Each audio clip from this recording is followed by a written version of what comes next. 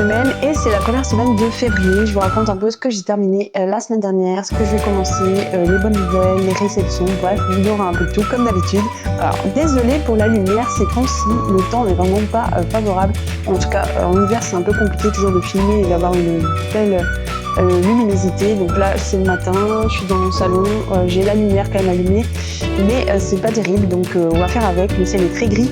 C'est vraiment pas le bon temps. Installez-vous bien confortablement dans votre fauteuil, dans votre lit, peu importe où vous êtes, mais prenez le temps. Cette vidéo ne sera pas forcément trop longue, mais je vais prendre mon temps.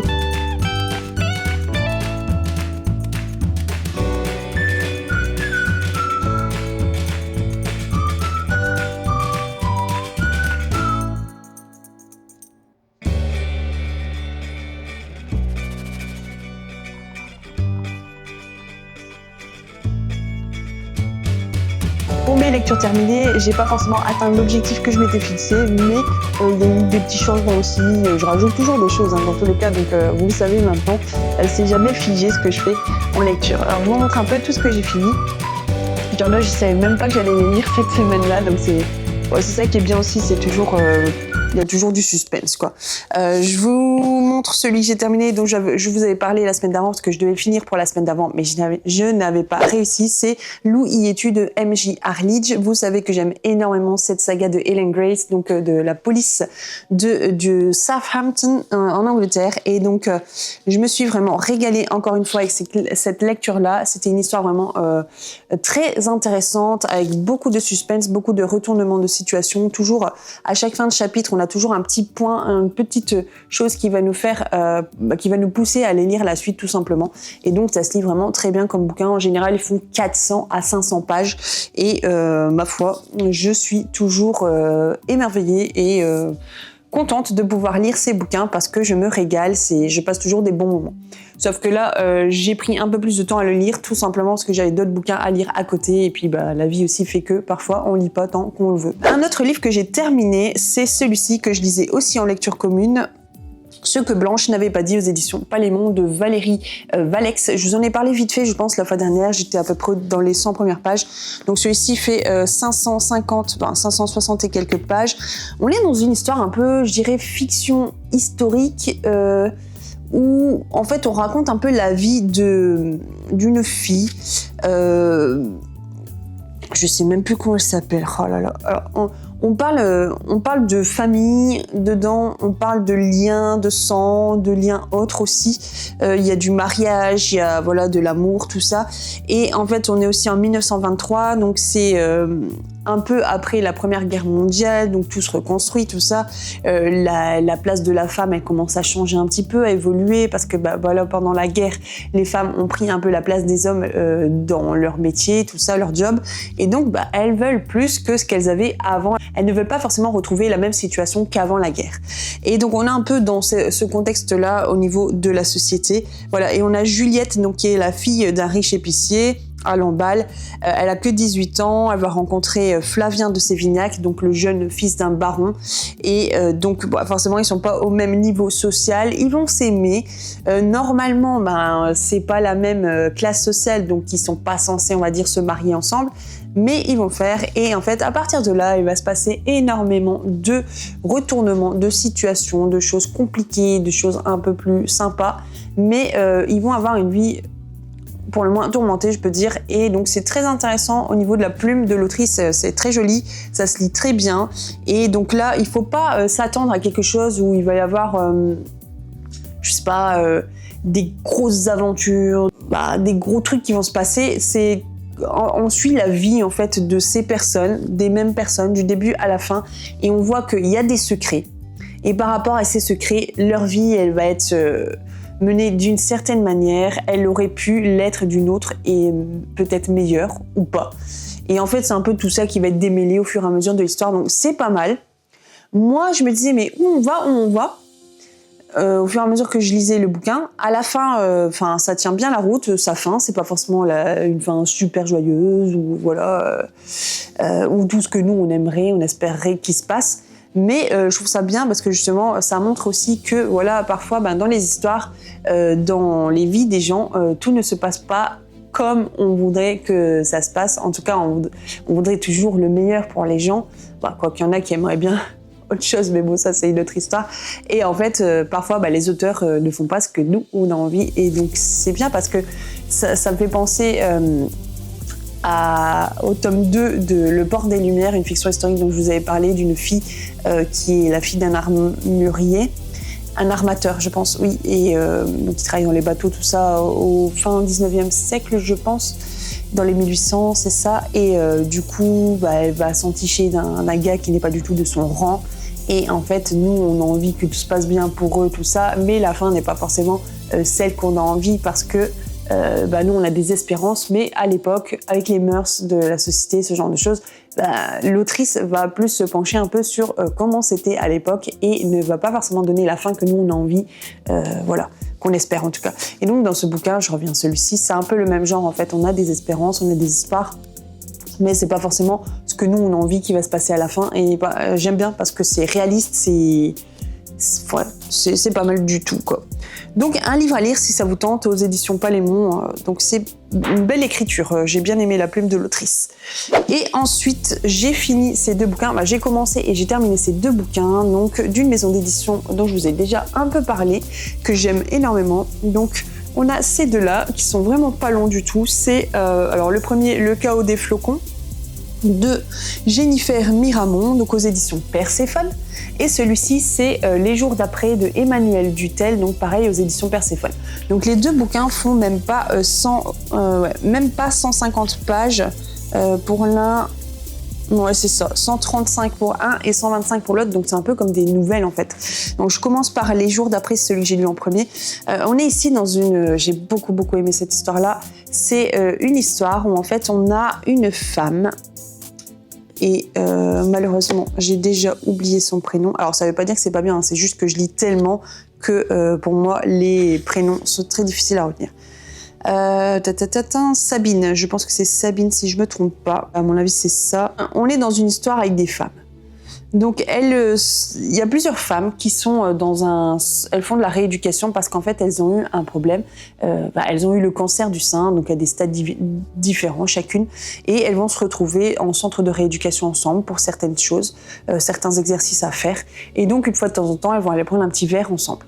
Et là, c'est leur dernière séance et il s'est passé des choses un peu spéciales, c'est que certaines d'entre elles ont reçu un petit cadeau comme ça et elles ne savent pas d'où ça provient.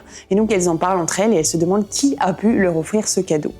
Et donc c'est ce dernier jour au centre de rééducation, donc après quand elles vont boire un verre, qu'elles découvrent l'identité de la personne qui leur a donné un cadeau. Et cette personne, elle s'explique, elle se justifie, elle dit voilà, je vous ai offert un cadeau, mais c'est pas fini, j'ai encore quelque chose à vous offrir, mais vous le saurez en temps voulu, vous l'aurez en temps voulu. Et donc elle demande à Sabine, donc l'une de ces personnes-là, de pouvoir venir l'aider à écrire des lettres. Donc en fait cette dame, elle était une ancienne dactylo, donc elle écrivait sur une machine à écrire.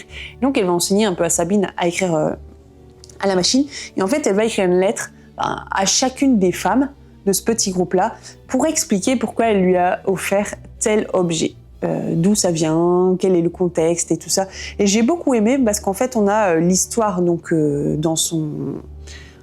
en général quoi, de ces femmes-là, tout ça, où elles en sont aujourd'hui, ce qui leur est arrivé, tout ça, et le fait qu'elles s'en sont sorties, et donc l'après, que va-t-il être en fait. Et parfois c'est vrai que quand on lit des romans, on lit beaucoup sur telle personne a ce problème-là, c'est compliqué, on est toujours beaucoup dans le pendant, mais on va pas forcément lire beaucoup sur l'après épreuve. Et c'est ça que j'aime bien ici, c'est qu'en fait, on ne sait quasiment rien sur comment elles ont mené leur combat face au cancer. On est vraiment juste à la fin quand elles ont fait leur dernière séance et elles doivent reprendre le cours de leur vie. Et c'est ça qui est bien parce que l'histoire, elle commence plus ou moins là en fait. Maintenant, qu'est-ce que je fais de l'après cancer? Et c'est vraiment intéressant parce que chaque femme va le vivre différemment en fait. Il y en a, elles vont recommencer à vivre à fond. Elles se disent, on n'a pas beaucoup de temps dans la vie, on ne sait pas comment ça peut se passer, donc il faut y aller à fond. Et il y en a d'autres, ça va être un peu plus difficile de reprendre le cours de la vie. Il y a encore la fatigue, il y a des craintes et des doutes, et c'est pas évident. Donc c'est vraiment sympa. Et donc, on va avoir un peu toutes ces lettres qui vont parvenir à chacune d'entre elles, et il y aura l'histoire entre Sabine et cette dame qui va lui faire écrire les lettres qui va aussi s'étoffer et c'est vraiment sympa. Et donc bon, l'histoire elle est quand même plus centrée sur cette Sabine, si je me trompe pas du prénom, hein, où on va vraiment voir elle un peu plus son vécu, sa façon de penser, ses doutes, ses craintes et comment elle va s'en sortir après avoir vécu ce cancer et l'avoir combattu tout simplement. Donc c'est vraiment très très très intéressant. J'ai bien aimé la plume de l'autrice, c'est très beau, c'est très fluide, ça se lit vraiment bien, ça se lit très vite et dans tous les cas je l'ai lu en même pas une journée. Vous avez vu 135 pages donc forcément c'est très court, mais étonnamment on va droit au but, il n'y a pas de fioritures, c'est tout ce qui est écrit en fait, il n'y a pas de trop, il n'y a pas de moins, de pas assez, c'est vraiment bien pour le coup. Il n'y avait vraiment pas besoin que ce roman dure plus de 135 pages. C'est vraiment génial. J'ai pas eu à la fin, je me suis pas dit « Ah, j'aurais aimé en lire plus ». Non, c'était vraiment bien, c'était suffisant. Et ça remplit son job. J'ai beaucoup aimé, c'est vraiment un coup de cœur pour moi, tout simplement. Ensuite, j'ai lu du coup Le Chaos des flocons, donc toujours dans la même maison d'édition. Alors elle a reçu la médaille de bronze du prix du nouveau romancier 2024. On est dans une toute autre histoire, mais aussi il y a de la maladie dedans. Si on parle aussi de maladie, on parle de deuil, parce que cette dame qu'on a dans l'histoire, donc elle ne s'attend pas à avoir débarqué Ava. Donc on a Ava, une jeune fille, et on a Billy. Ouais, c'est ça. Donc Billy, notre dame, notre héroïne, on va dire, notre personnage principal. Donc Billy qui a perdu son fils il y a quelques mois et qui ne s'en remet pas du tout. Son deuil est vraiment compliqué. Elle se shoot à l'alcool, elle boit, elle fume. Bref, elle peut pas retourner au travail, elle n'y arrive pas. Donc elle a loué un logement dans les montagnes et puis elle se morfond. Elle ne sort jamais, elle est vraiment pas bien du tout. Ses nuits sont complètement décalées, elle dort la journée, la nuit, elle fait rien. Et un jour, elle va rencontrer sa voisine Ava, tout simplement parce qu'en fait, on va lui envoyer un colis qui n'est pas destiné donc à elle, mais plutôt à Ava. Donc Ava va venir le chercher. Elles vont avoir leur première conversation et en fait, elles vont se revoir par la suite.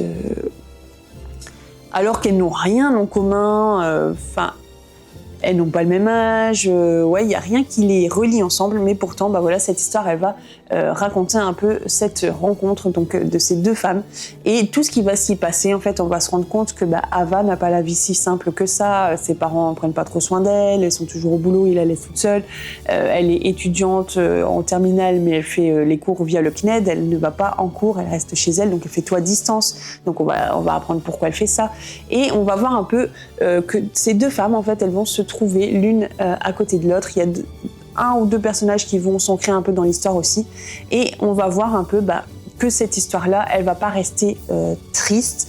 Il va y avoir vraiment de l'espoir, il va y avoir une évolution dans le caractère de ces personnages. On a Billy qui va commencer à reprendre tout doucement goût à la vie parce qu'elle ne va plus penser qu'à elle, mais elle va... il y aura Ava à ses côtés, elle va devoir l'aider, elle va la prendre un peu sous son aile parce qu'elle voit que ses parents ne font rien pour elle. Du coup, elle va se sentir un peu, pas forcément obligée, mais parfois vous avez des choses qui vous viennent comme ça et vous devez les faire, vous sentez que vous devez les faire, c'est tout, c'est comme ça. Il n'y a pas forcément d'explication. Et du coup, c'est un peu comme ça pour Billy, elle va se sentir pas obligée, mais... Voilà, elle va sentir qu'elle doit faire, elle doit l'aider, elle doit être à ses côtés, et l'aider dans ses problèmes et autres, comprendre un peu toute cette situation-là. C'est vraiment une belle histoire. On sent vraiment la rage, la colère de Billy dans son deuil, et on voit vraiment que il y a une évolution jusqu'à la fin du bouquin. Pareil, c'est court. Mais il n'y a pas besoin de plus. Franchement, c'est super, c'est une très bonne histoire. Si vous avez envie de lire ce genre d'histoire, n'hésitez pas à aller le lire, c'est très très très bien. Franchement, je vous disais, la maison d'édition Perséphone, elle a ouvert ses portes en 2025. On est au 4e bouquin là qui a été publié par cette maison d'édition et c'est vraiment... pour l'instant, pour moi, j'ai trop aimé chacune de mes lectures, donc je suis vraiment contente et j'espère pouvoir continuer à les lire. C'est vraiment bien ce qu'ils font. Donc c'est un peu tous les bouquins que j'ai lus. Est-ce que j'en ai d'autres ? Je regarde et je vous dis ça. Alors, j'ai été censée finir 3 bouquins que je n'ai pas fini. C'est Nora Bidi, tome 2. Donc, je le lis en e-book et là, il me reste à peu près 50 pages. Donc, normalement, je l'aurai fini soit aujourd'hui, soit demain. Et c'est vraiment une pure merveille. J'aime énormément l'écriture de l'autrice, Audrey Blake. C'est une fiction historique. Ça parle de médecine, ça parle de femmes à l'époque, au 19e siècle, je pense. Donc, Nora, qui veut être médecin, mais c'est pas accepté dans la société. Donc, c'est un peu compliqué. Donc, on voit un peu tout ça.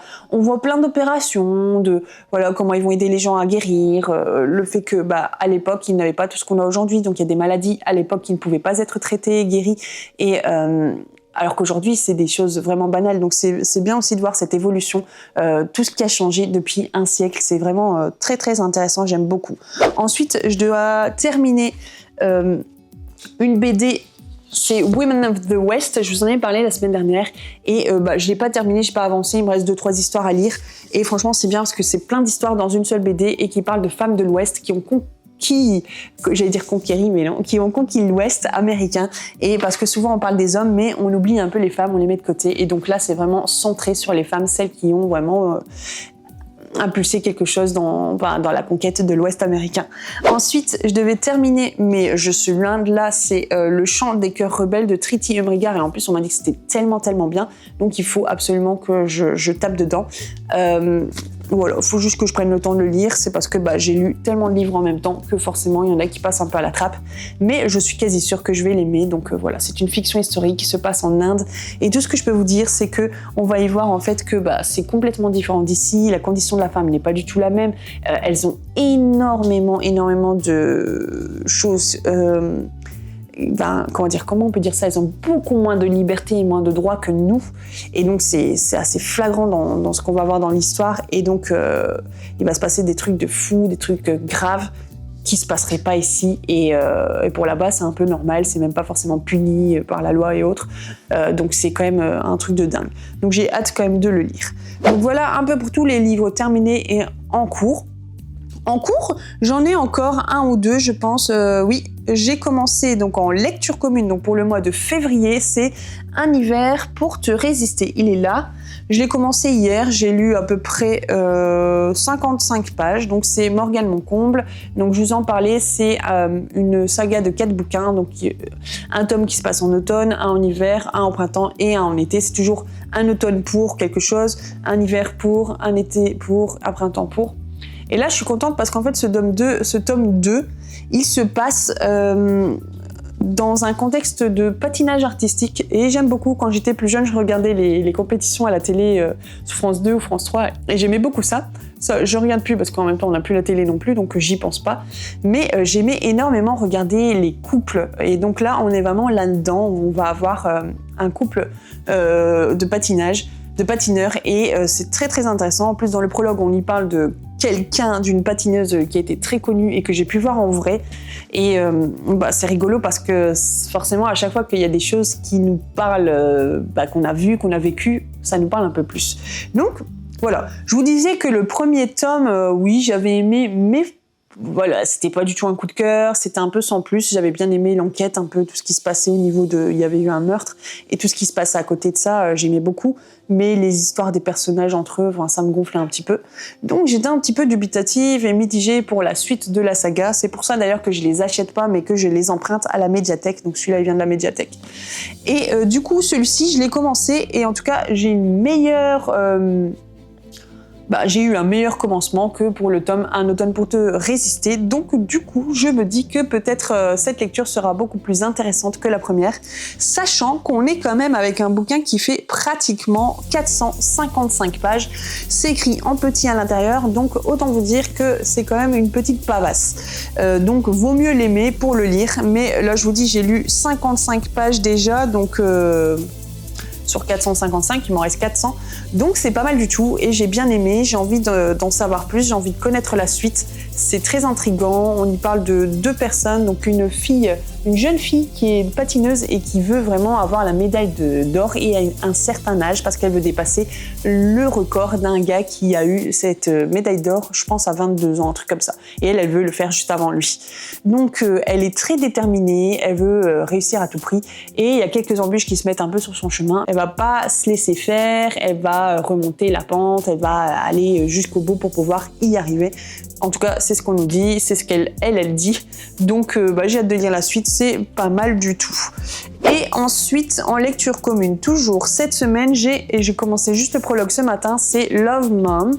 Donc, c'est Love Mom de Iliana Xander aux éditions Fleuve Noir. C'est un livre qui a beaucoup fait parler de lui. Alors, je l'avais reçu bien avant sa sortie, mais j'ai pas eu le temps de le lire avant. Donc là, il est sorti il y a très peu de temps, il y a une semaine ou 2. Et je sais qu'il y a beaucoup de gens qui l'ont aimé. Donc voilà, on est ici dans une histoire.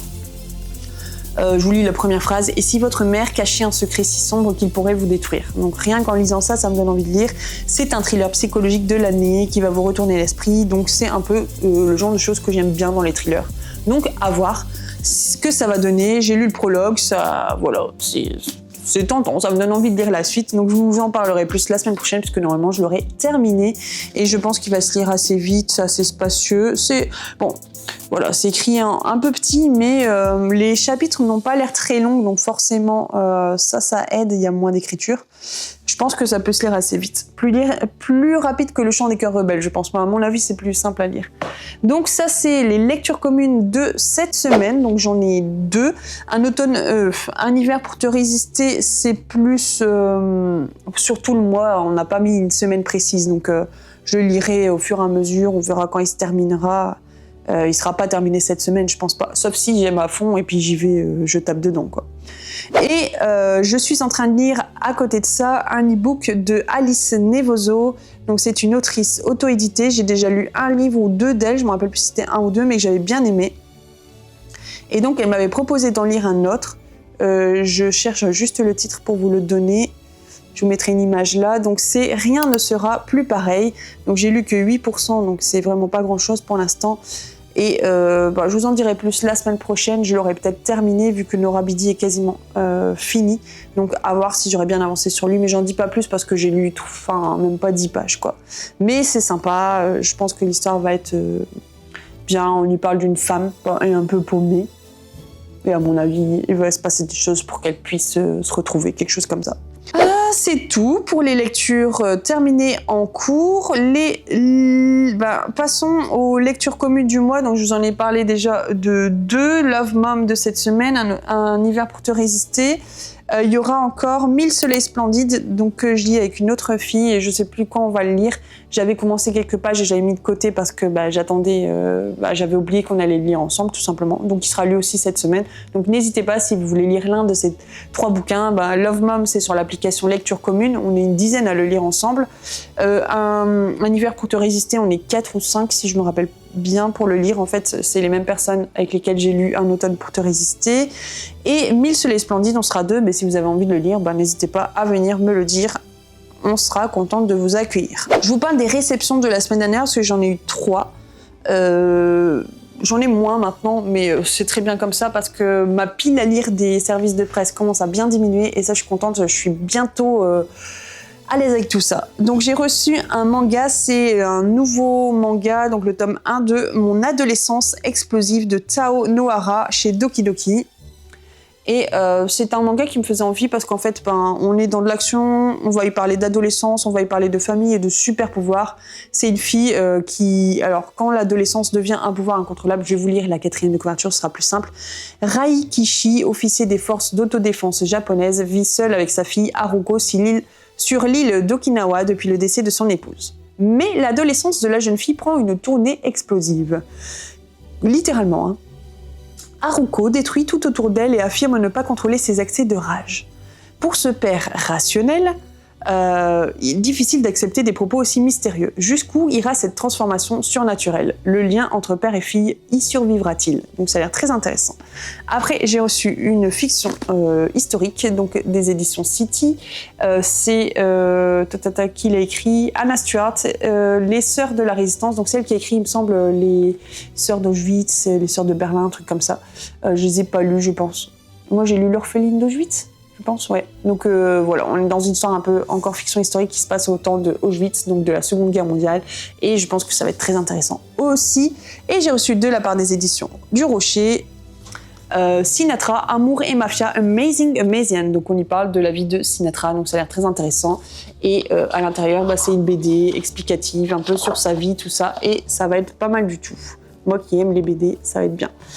Voilà, pour les réceptions, je me dépêche parce que je vois qu'il me reste 1 minute sur la caméra. J'ai une très très bonne nouvelle. La semaine dernière, j'ai été acceptée dans le club, le book club Erol, donc les éditions Erol qui font des partenariats aussi à l'année. Et je voulais trop être partenaire de cette maison d'édition parce que j'aime bien ce qu'ils font et je voulais découvrir plus de leurs ouvrages. Donc c'est fait, c'est chose faite. Donc je vais recevoir 1 ou 2 bouquins là cette semaine. Je vous les présenterai la semaine prochaine et je vous en dirai un peu plus. N'hésitez pas à partager, à commenter, à mettre un like, à me dire ce que vous êtes en train de lire en ce moment. S'il y a un des livres que j'ai lus, que je vous ai proposé là aujourd'hui, vous fait envie, n'hésitez pas à me dire tout ça, commentez, mettez un emoji si vous avez peur, si vous êtes un peu timide, mais ça me fera aider à faire augmenter les vues de cette vidéo et à faire connaître ma chaîne au plus grand nombre de personnes. Je vous dis à très bientôt, c'était les mots d'or, c'était Aurélie.